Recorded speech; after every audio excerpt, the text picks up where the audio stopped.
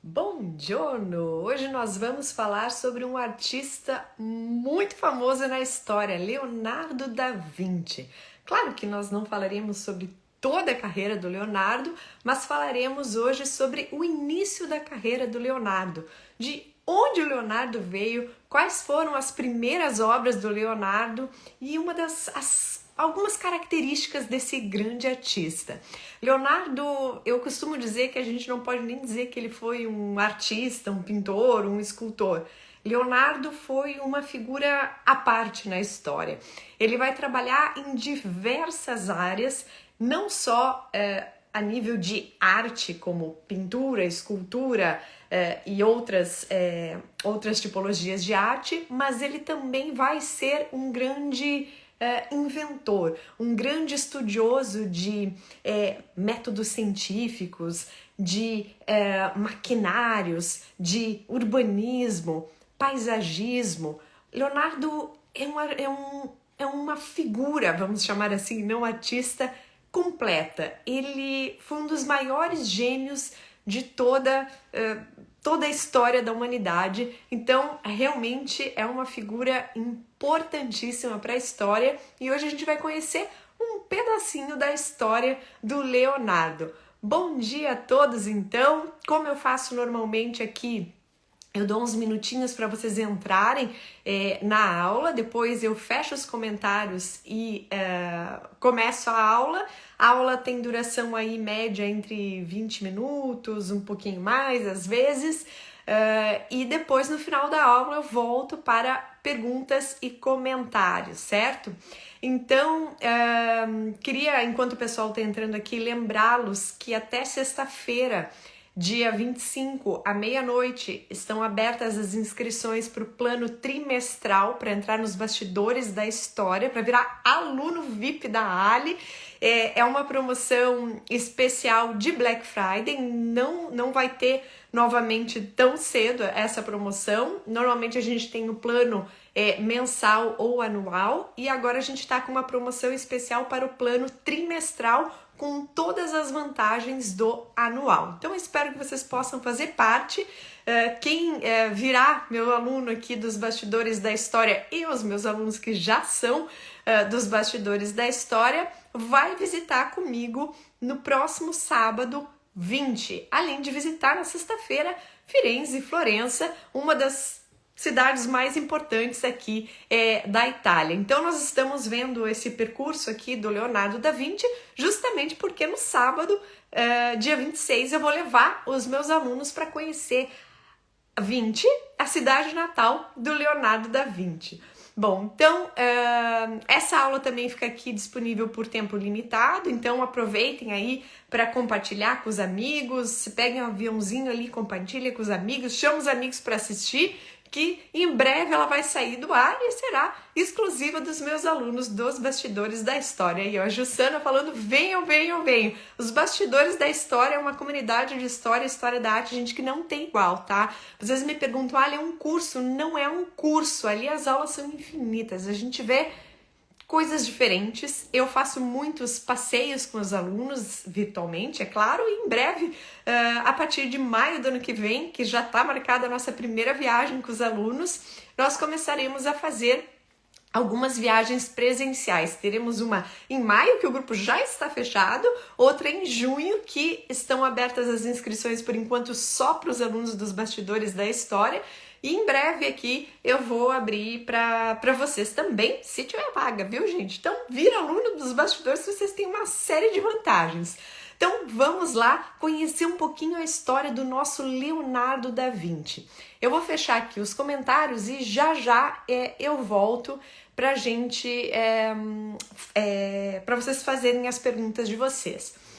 Aproveitem e deem coraçãozinho, o aviãozinho ali para mandar para os amigos, para essa live aqui ser distribuída para mais pessoas. Bom, o nosso assunto da aula de hoje é o início da carreira do Leonardo da Vinci, um dos artistas mais importantes do Renascimento e também da história. E como eu comentei ali no início da aula, Leonardo da Vinci não pode ser visto simplesmente como um artista, simplesmente como um pintor, um escultor. Leonardo da Vinci foi uma figura completa. Ele tinha ânsia por conhecimento. Tanto é que nós temos diversas anotações do próprio Leonardo da Vinci que tinha uma ideia, pegava lá o caderninho dele e anotava. Ele tinha outra ideia e anotava. Essas anotações não era para que hoje a gente entendesse a mentalidade dele ou todo o estudo dele. Todas as anotações do Leonardo da Vinci eram para ele mesmo, para ele lembrar, para ele colocar no papel aquilo que ele estava pensando, mas não necessariamente para ficar voltando atrás, organizar esse material. Então, apesar de nós termos muitas coisas escritas pelo próprio punho do Leonardo da Vinci, ele ainda é uma figura bastante misteriosa, porque essas anotações não são claras suficientemente claras para que a gente possa entender o porquê que ele fez determinada obra, como ele fez determinada obra, qual é a ordem de estudos dele, porque, na verdade, essas anotações são esses momentos que ele vinha, ia lá e anotava, e não tem uma ordem cronológica fácil de ser identificada. E o Leonardo da Vinci, ele tinha uma característica muito forte, que era sempre seguir em frente. Ele tinha ânsia pelo conhecimento, ele queria saber mais. Então, dificilmente ele voltava atrás nas suas anotações. Ele seguia para um próximo passo, para um próximo passo. Ficou muito conhecido na história por não finalizar as obras. Isso é devido aos biógrafos dele, que tiraram essa ideia que o Leonardo da Vinci era um artista que começava e não terminava, começava e não terminava. A verdade é que o Leonardo da Vinci, ele ia até o ponto que para ele já tinha chegado no limite do que ele podia aprender naquele quadro, naquela escultura, naquele objeto. A vontade do Leonardo era conhecer mais, seguir em frente e não ganhar a fama e ganhar todos os louvores por ter feito grandes trabalhos. O que ele queria era conhecimento, era ânsia de conhecimento, é a principal frase que pode definir o Leonardo da Vinci. E isso fez com que ele fizesse estudos em todas as áreas praticamente. Nós temos aí o Leonardo da Vinci como precursor, por exemplo, pegando ideias do que seria uma roupa de mergulho, ideias do que viraria no futuro um helicóptero, e tudo isso ele fazia observando a natureza. Então, uma das grandes qualidades do Leonardo da Vinci é que ele observava tudo, nos mínimos detalhes. E essa observação da natureza fez com que ele desenvolvesse uma série de características, tanto dentro da sua arte quanto dentro das suas invenções. E onde é que ele começou isso, gente? Justamente em Vinci, essa cidade natal pertinho de Florença, fica aproximadamente 50 quilômetros de Florença. Então vou colocar aqui o nosso primeiro slide. Eu preparei aqui uma linha do tempo do início da vida do Leonardo da Vinci. Ele nasceu em 1452, em 15 de abril, na cidade de Vinci. Na verdade, Vinci já é uma pequena cidade próxima a Florença, cerca de 50 quilômetros de Florença. E o Leonardo nasceu ainda na região rural, na área rural de Vinci. Por quê? Leonardo era filho de um notário que prestava serviços para a família Medici e que tinha um grande amigo chamado Andrea del Verrocchio, que naquele momento era o artista em Florença.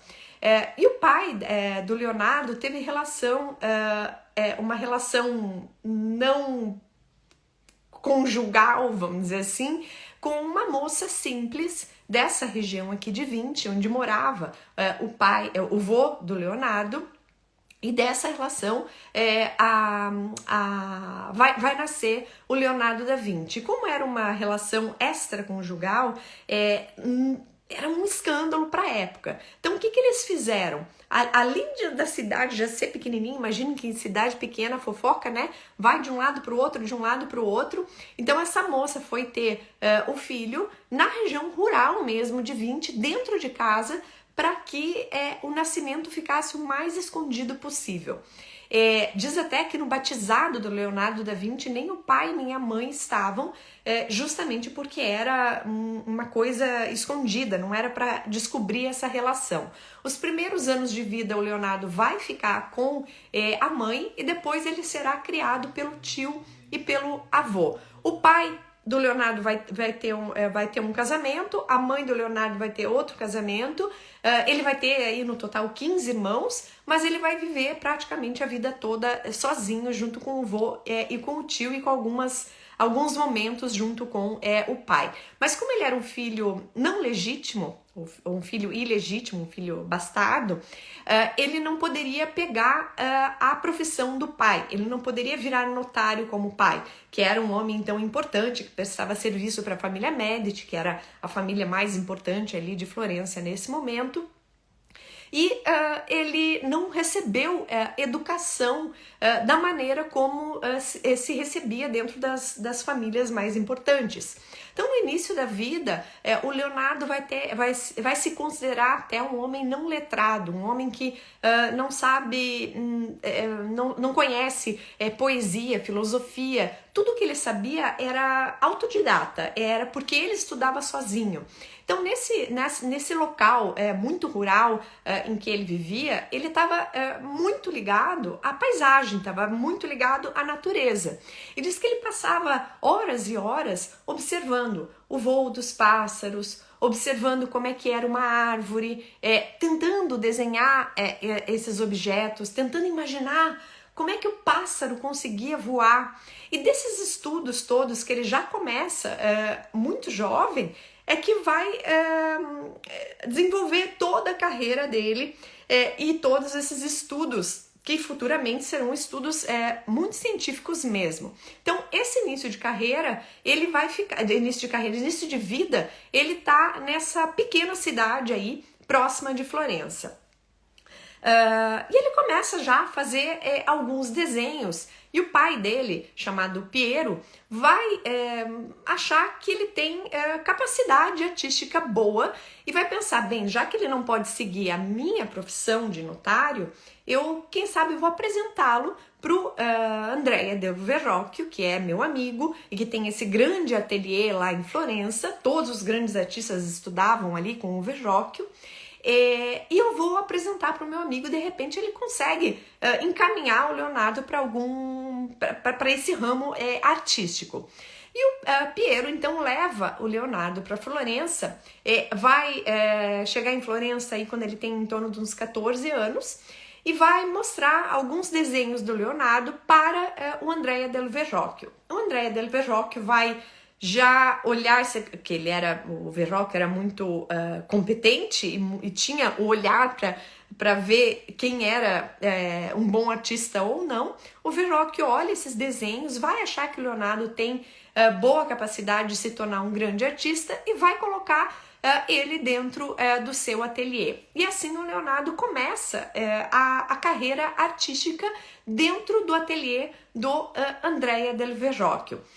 Nesse período que ele está ali no ateliê do Verrocchio, ele vai fazer uma paisagem com o rio, que daqui a pouco eu vou mostrar a imagem para vocês, que é de 1473, que está aqui na nossa linha do tempo, e vai então começar o seu trabalho na cidade de Florença. Vai ficar em Florença aí entre os anos de 1473 e 1481. Neste período, vai ter a produção do Batismo de Cristo dentro do ateliê do Verrocchio, e que hoje o nosso tema principal da aula é o Batismo de Cristo, e que tem a mão do Leonardo em algumas partes da tela. A Anunciação, que é a segunda obra que vocês estão enxergando ali na imagem, que é o momento que o anjo Gabriel conta para Maria que ela será mãe do Filho de Deus. Era um dos temas mais usados aqui nesse período do Renascimento. e ainda existe grande dúvida sobre a autoria desse quadro, mas certamente tem a mão do Leonardo da Vinci, um Leonardo da Vinci jovem. Temos algumas Madonas aqui, entre elas a Madonna do Cravo, por exemplo, o retrato de Ginevra Benci, que é uma obra bastante famosa do Leonardo, o São Jerônimo Penitente e Adoração dos Magos, que eu estou postando essa semana aqui nos stories as histórias do São Jerônimo e da Adoração dos Magos, e em 1481, o Leonardo da Vinci vai para Milão. Então, o nosso tema da aula de hoje é essa primeira fase aqui do Leonardo da Vinci, quando ele sai da cidade de Vinci e vai para Florença, e vamos falar principalmente do quadro do Batismo de Cristo. Mas antes aqui eu quero mostrar para vocês se localizarem aqui. Onde fica Vinci. Então a gente tem Florença, para o sul fica Roma, 50 quilômetros para o oeste aqui nós temos essa pequena cidade de Vinci, e a casa onde Leonardo nasceu fica a cerca de 3 quilômetros do centro da cidade de Vinci. Então, nesta área aqui, muito cheia de natureza, de grandes paisagens, foi onde o Leonardo nasceu e onde ele começou a desenvolver os seus dotes artísticos. Em 2018, foi apresentado ao público pelo Ernesto Solari, que é um dos grandes estudiosos aqui do Leonardo da Vinci, esse pequeno quadro aqui de 20 por 20 centímetros, que por muito tempo não se sabia se de fato a autoria era do Leonardo, e em 2018 ele foi revelado, vamos dizer assim, ao público, dizendo que pode ser a primeira obra do Leonardo da Vinci, que se conhece, do ano de 1471, e também poderia ser um autorretrato do Leonardo da Vinci. Essa obra é assinada e por isso que passou durante muito tempo aí em estudo para saber se de fato era a assinatura do Leonardo da Vinci, e este senhor Ernesto Solari, junto com especialistas em grafia, chegaram à conclusão que sim, que esse quadro é do Leonardo da Vinci, com a assinatura dele, que pode ser um autorretrato do Leonardo da Vinci, e que então é possível que seja a primeira obra reconhecida do artista. Bem, antes dessa, era reconhecida como uma das primeiras obras essa paisagem aqui com o rio, que é datada. O Leonardo colocou a data de 5 de agosto de 1473, então nesse período que ele estava estudando no ateliê do Andrea del Verrocchio, e já traz um Leonardo que ainda é muito jovem, mas traz muitas características do que vai acompanhar a vida do Leonardo da Vinci, a vida artística do Leonardo da Vinci. Vejam que aqui essa influência de onde ele veio, da cidade onde ele nasceu, é importantíssima. A gente vê aqui um detalhamento exagerado na paisagem que normalmente não acontecia nesse período. Nessa época aqui do Renascimento, estamos no século XV, aí em torno então de 1473, 75, a paisagem ainda era um personagem, um coadjuvante da pintura. Então, sempre que eu tinha uma paisagem, eu vou ter um tema principal. A paisagem nunca era o tema principal. Então, eu tinha paisagem para fazer o pano de fundo de uma Virgem Maria, o pano de fundo de uma figura mitológica, o pano de fundo de um santo, mas não a paisagem sozinha como tema do quadro. E aqui o Leonardo, ele vai trabalhar detalhes da paisagem com o rio, com as árvores, com arquitetura, trazendo a paisagem como personagem principal do quadro. A gente quase pode dizer que essa aqui é a primeira paisagem da história da arte, porque o tema paisagem sozinho só vai começar a aparecer cerca de 100 anos depois dessa pintura aqui, dessa obra aqui do Leonardo da Vinci. Então foi uma das primeiras imagens feitas no ateliê do Verrocchio. Bem, e lá no ateliê do Verrocchio, justamente porque era o mais famoso de Florença, dali saíam muitas obras, esse artista teve que procurar uma maneira de produzir muitas obras para atender todos os clientes que ele tinha. Então ele criou uma maneira muito inteligente. O que ele fazia?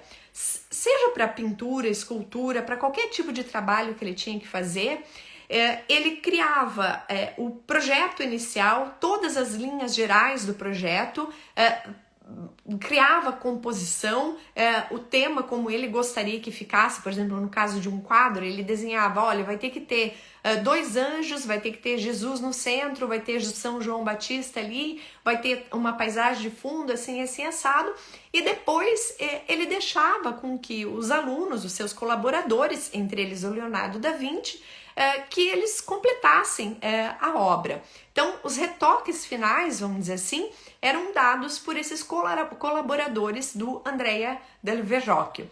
E nessa tela aqui do batismo de Cristo, que representa o momento em que Jesus está sendo batizado por São João Batista, a gente vê a figura de Jesus no centro, São João Batista está do lado direito, bem embaixo do meu vídeo ali, em cima de Jesus a gente vê a pombinha do Espírito Santo e 2 anjos ali ao lado de Jesus.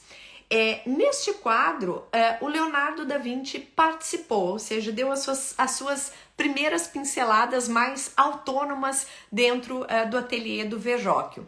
E a gente consegue identificar a mão do Leonardo da Vinci no anjo bem da esquerda e também no Cristo que está no centro. Então, vou dar um zoom aqui. O Leonardo da Vinci vai fazer nessa figura aqui do anjo, vai trazer já inovações para a pintura. O Giorgio Vasari, que foi um dos grandes biógrafos aqui dos artistas do Renascimento, ele escreveu sobre a vida de grandes artistas no século XVI, do Masaccio até os dias que ele viveu. Ele também escreve sobre o Leonardo da Vinci. Ele vai dizer que o Leonardo da Vinci começou a criar uma revolução na pintura que depois foi consolidada pelo Michelangelo Buonarroti.